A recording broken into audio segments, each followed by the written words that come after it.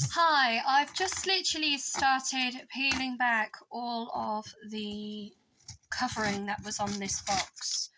I think what people tend to forget is how time consuming and laborious certain jobs can be before something is actually achieved.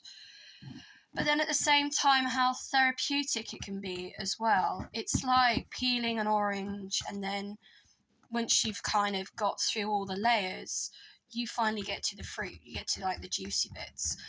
A lot of people tend to watch a lot of these like restoration programs now, and they think, you know what, I could do that. I could do that. And for a number of years now, I have sort of gone into sort of restoration a little bit. But again, you've got to set yourself a target. You've got to set yourself a time as to how long you think something's going to be achieved by. Otherwise, any hope of making any sort of profit, unless you're obviously doing it for yourself as a hobby or because of an interest that you're going to make from it, if you were going to do it as for a living, kind of needs to be factored into how long stuff takes. So for example, if this job was going to take me 2 days to strip back this entire box, if I was doing that at national minimum wage, for argument's sake, at £10 an hour, and I worked an 8-hour day and it took 2 days, that was 16 hours, it took me 16 hours. I would have to sell this box for no less than something like £200 in order to make money for my time. And realistically, that isn't going to happen. So when people sort of have to factor in how much something costs, how much are the people that have actually produced this product or machines that have been used had to work in order to get the price point that people are happy with. So when you next buy something from a store and you see a label on it, you've got to think to yourself, why is it that much? Obviously things will increase or decrease due to the economy. But at the same time, if you can get a robot that doesn't need to sleep and one guy to maintain it, you've only got to worry about that guy's wages. And then the robot can do all the work for you. Then you're going to use a robot to do something. But then there's certain jobs that even now that can't always be done by anything other than a human hand. But with AI being so advanced and constantly changing the way we work within society, it's quite easy to believe that AI will eventually take over most jobs that humans are paid to do. And if that happens, what will humans end up doing? And that's something we need to think about. And I always think of the movie I, Robot with Will Smith, where he says, "Oh, I've got an idea for a new commercial for your company. You could have some old guy and he makes a table. I believe it was a table. And he's an experienced craft carpenter. He's worked with wood for 40 years, 30, 50 years of his life. Then all of a sudden you get a robot to come in and do the exact same job, but quicker and more effective. And then your slogan could be, 'Welcome to the future, crapping on the little guy.'" And it's true. There are certain jobs that still require a level of craftsmanship and experience, and because the money isn't in those jobs anymore, a lot of them are becoming a dying trade or becoming obsolete, or people will do them, but the cost of doing them sometimes isn't the cost it should be. For example, if a house has a traditional thatched roof, in the olden days, there would have been quite a lot of experienced and skilled thatchers. It would be a job that people would do for a living and make a living from, which would basically be rethatching roofs for people, or, from cutting the thatch to, putting it on the roof, there would be a market there.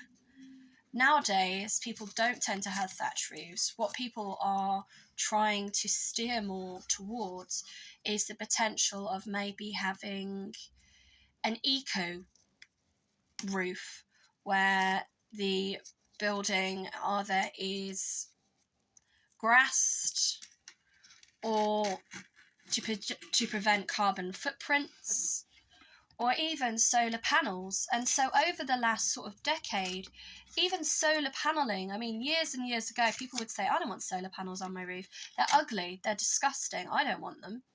But now, the way that solar panels are made, you virtually, unless you're obviously skilled in that area, you can't even tell whether a roof has been solar panelled.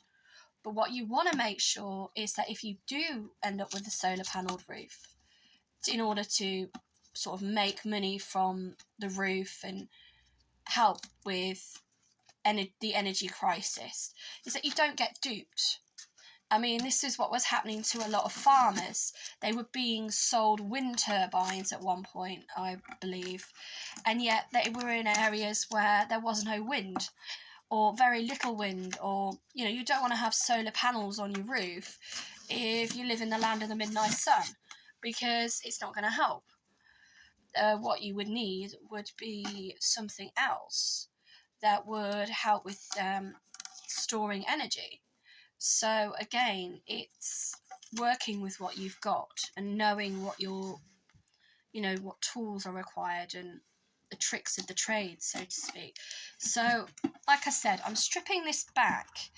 It is actually quite a tacky surface at the moment, so not all of the backing of the paper is actually coming off in one go, which is why I know I am going to have to sand this back gently as well to get it off. But what I want to try and do is get as much of this off by hand. You can already see how much I've managed to remove. It's about just over a handful. But at the same time, what you've got to realise is if you are reupholstering or updating something, that you are going to have to comply with the new rules and regulations that are set by government to make something safe to resell.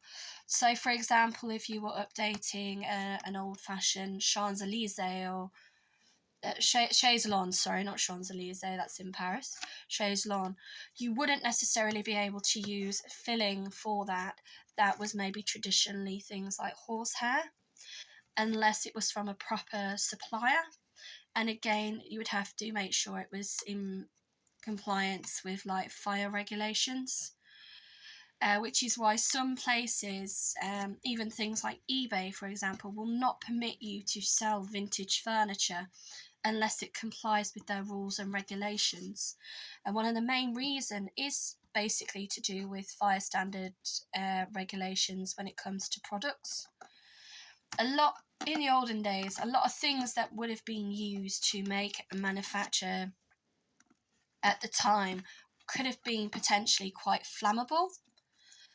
But not only flammable, they may have also contained chemicals that in today's society we're more aware of, like how harmful they are.